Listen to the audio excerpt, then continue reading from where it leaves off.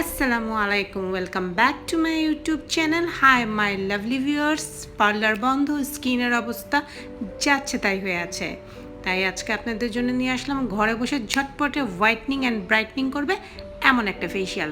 তবে হ্যাঁ, রিকোয়েস্ট রইল সেন্সিটিভ স্কিন যাদের এবং যাদের অ্যাকনে প্রোন স্কিন তারা এই ফেসিয়ালটা অ্যাভয়েড করবেন। বিকজ যে যত কথাই বলুক, যে কোনো চ্যানেলেই দেখাক, আমি নিজের স্কিনে ব্রোন অবস্থায় এই ফেসিয়াল করেছিলাম, আমার স্কিনের অবস্থা 14টা বেজে গিয়েছিল। তাই আপনাদের রিকোয়েস্ট রইল ব্রোন অবস্থায় এই ফেসিয়ালটা একদমই করবেন না, বা যে খুব হাই অ্যালার্জিক সেও করবেন না। তো যা যা লাগছে, এখানে অল্প একটু চিনি নিয়েছি, কফি লাগছে কফি ফেসিয়াল করতে, দই লাগছে এখানে একটু বেসন, রোজা গিয়েছে বেসন সবার ঘরেই আছে, লাগছে লেবু, নিয়ে নিচ্ছে একটা বাটি আর চামচ, একটু নিয়েছি নারিকেল তেল, একটু অ্যালোভেরা জেল, এটা প্যাকেজিং, আর আছে মধু। হ্যাঁ, চলুন শুরু করা যাক। স্টেপ 1, ক্লিনজিং দিয়ে। ক্লিনজিং করতে দুইটা জিনিস লাগছে। ফার্স্ট আপনি নিয়ে নেবেন কফি পাউডার, একটা বোল নিয়ে নিচ্ছি, এখানে আমি 2 চামচের মতো কফি পাউডার নিয়ে নিচ্ছি। 2টা কফির শেষে কিনলেই এনাফ, আপনার ফুল ফেসিয়াল কমপ্লিট হয়ে যাবে। তারপর স্কিনটা যদি ঝকঝকে চকচকে করে, কিন্তু লাইক করতে ভুলবেন না আমার চ্যানেলকে। এবার এটার মধ্যে দিয়ে দিচ্ছি অ্যালোভেরা জেল। আপনি স্কিন যদি স্যুট করে গাছের অ্যালোভেরা জেলও ইউজ করতে পারেন। মিক্স ইট দুইটা একসাথে সুন্দর করে মিশিয়ে নিচ্ছি। এখন দেখুন ভালো করে মিক্স করে ফেললাম। এটা দিয়ে ক্লিনজিংয়ের কাজটা করব। তার আগে অবশ্যই ভালো একটা ফেস ওয়াশ দিয়ে ফেসটা কিন্তু ধুয়ে নেবেন। আমি হাতে অ্যাপ্লাই করে দেখাচ্ছি, ফেসে দেখানো বা ক্যামেরা ধরা দুটো কাজ একসাথে করা সম্ভব না আমার পক্ষে, তাই আমি হাতেই করে দেখাচ্ছি। আপনারা আপনাদের ফেসের অনুপাতে জিনিসপত্র নিয়ে নেবেন, করে নেবেন।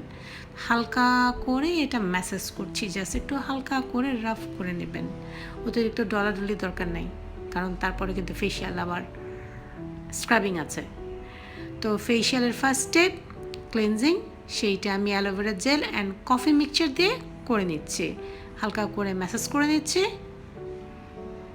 তারপরে আমি হালকা কুসুম গরম পানি দিয়ে কিন্তু হাতটাকে ধুয়ে নেব। আপনারা মুখে করলে ফেসটা ধুয়ে নেবেন। বাস হয়ে গেল। অলরেডি কিন্তু এখনই ঝকঝকে হয়ে গেছে আমার হাতটা। পরের স্টেপগুলো আর কী করবো, এইটুকু এনাফ, দরকার নেই। তো নেক্সটে যাচ্ছি, হাতটা একটু ড্রাই করে নিচ্ছি, টিস্যু দিয়ে মুছে নিচ্ছি।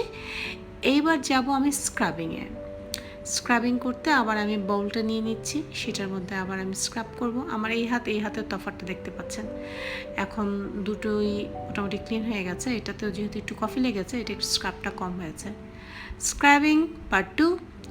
তো এখন ওই বাউলটার মধ্যেই আমি আবার কফি পাউডার নিয়ে নিচ্ছি এখানে চিনি দেখিয়ে দিলাম একটু, নাহলে ভাববেন আবার কি দিচ্ছি, চালের গুঁড়া নাকি, না কিছু না, এটা চিনি। স্ক্রাবিংয়ের চিনি একটা বেস্ট স্ক্রাবার ফেসের জন্য, তাই চিনিটা কাজ অনেক ভালো করে।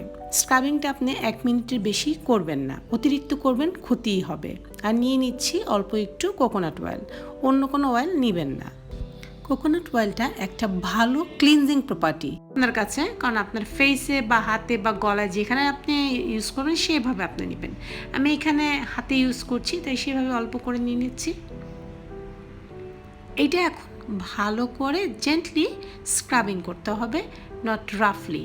আপনি খুব জোরে প্রেস করবেন না, যেহেতু চিনি কফি দুটোই দানাদার, সেহেতু এটাকে আস্তে করে রাফ করলেই অনায়াসে ময়লা কিন্তু উঠে আসবে। অলরেডি আমার যে স্ক্রাবের মরা চামড়া যা যা আছে উঠে কিন্তু আসছে। এবার আবার একটু ওয়াশ করে নিলাম হালকা কুসুম গরম পানি দিয়ে। হাতটাকে আবার আমি একটু টিস্যু দিয়ে মুছে নিচ্ছি। এইবার আমার দরকার পড়বে একটা প্যাক।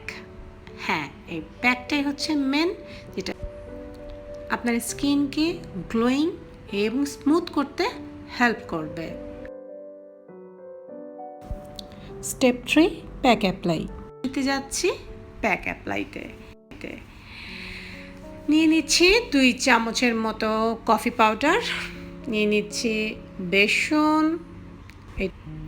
বেসন দিয়ে দিলাম 1 চামচ।